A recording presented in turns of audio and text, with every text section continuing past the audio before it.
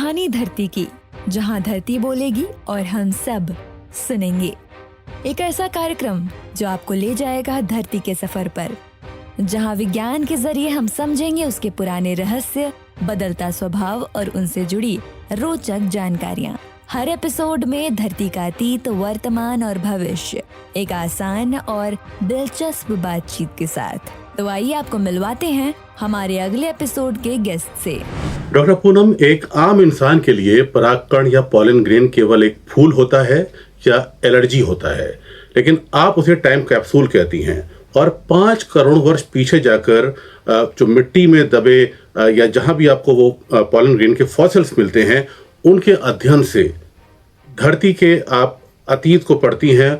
वहाँ का उस समय का तापमान, बारिश, जलवायु, जंगल, मौसम, बहुत कुछ आप अध्ययन कर पाती हैं। आखिर ये अध्ययन कैसे आप करती हैं और कैसे धरती अपनी कहानी 5 करोड़ वर्ष पूर्व की कहानी आपको सुनाती है? जी निमिश्री, देखिए, जो परागकण होते हैं वो सामान्यतः तो यही जाना जाता है कि उनसे एलर्जी हो जाती है, लोगों को छींकें आने लगती हैं और लोग परेशान हो जाते हैं। लेकिन अगर आप एक पेलनोलॉजिस्ट के दृष्टिकोण से देखें तो उसके लिए पॉलन का महत्व एक अलग ही होता है। और पॉलन जो है वो जो हमारे पुष्प हैं, पुष्पीय पौधे हैं, उनके मेल रिप्रोडक्टिव यूनिट्स होते हैं जो पेड़ों से अलग होने के बाद सेडिमेंट्स के साथ में मिट्टी की परतों के बीच में दब जाते हैं। और ये पॉलन जो है वो सिर्फ एक बायोटिक एंटाइटी ही नहीं है, ये पूरे उस इकोलॉजिकल सिस्टम की इंफॉर्मेशन को अपने साथ में लेकर के सेडिमेंट में दब जाते हैं। और इनका जो खोल होता है, जिसे हम एक्साइन कहते हैं, वो एक बहुत ही रेजिस्टेंट मटेरियल का बना होता है। ये रेजिस्टेंट मटेरियल जो है, जिसको हम लोग स्पोरोपोलिनिन कहते हैं, ये सबसे रेजिस्टेंट जैविक पदार्थ है जो हमें सेडिमेंट्स के साथ में मिलता है। और जब ये करोड़ों सालों तक प्रिजर्व रहता है, जब हमारे जैसे शोधकर्ता उस मिट्टी को जा कर के या उस चट्टान को जा कर के उठाते हैं और उस पर अध्ययन करते हैं, उसमें से पॉलन ग्रेन्स को अलग करते हैं विभिन्न प्रकार की केमिकल प्रोसेसिंग के बाद, तो फिर वो हमें बताते हैं कि वो किस टाइप के एनवायरनमेंट की इंफॉर्मेशन को अपने साथ में कोड करके लेकर के आए हैं।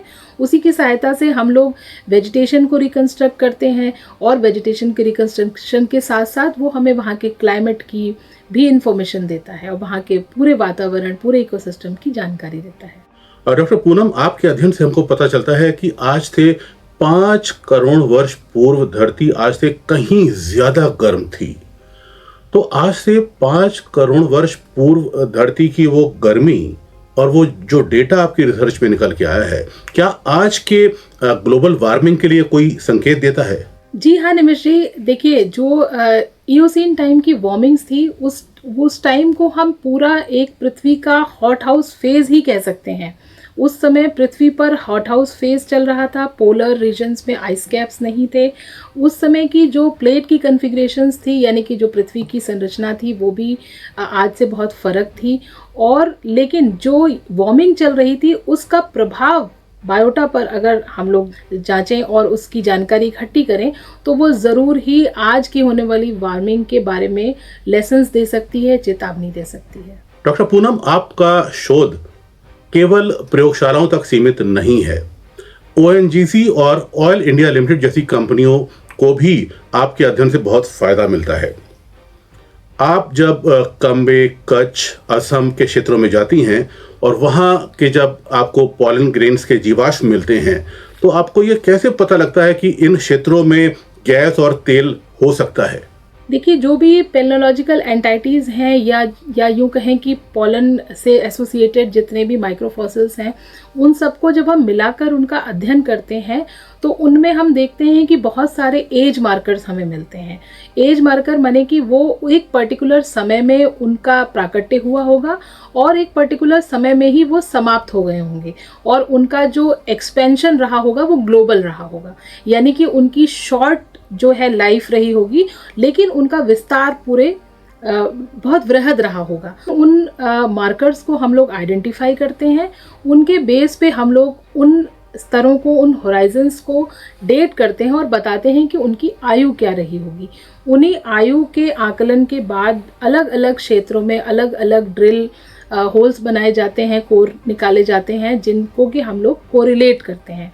एज डिमार्केशन और कोरिलेशन से वहाँ का पूरा बेसिनल फ्रेमवर्क बनाया जाता है और खोजा जाता है कि किन किन संस्तरों में किन किन लेवल्स पे हमें सोर्स रॉक मिल सकती है, कहाँ पर रिजर्वॉयर रॉक होगी और कौन सी ट्रैप रॉक्स होंगी, और उस पूरे बेसिन का हाइड्रोकार्बन प्रॉस्पेक्ट्स क्या था।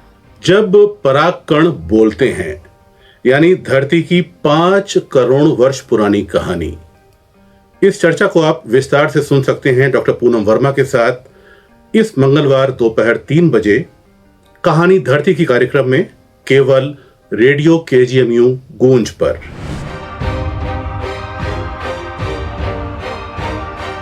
तो ये थी एक झलक, लेकिन असली बातचीत अभी बाकी है। अगर आप इस विषय को थोड़ा और गहराई से समझना चाहते हैं तो जुड़िए हमारे साथ रेडियो KGMU गूंज 89.6 मेगाहर्ट्ज पर। Radio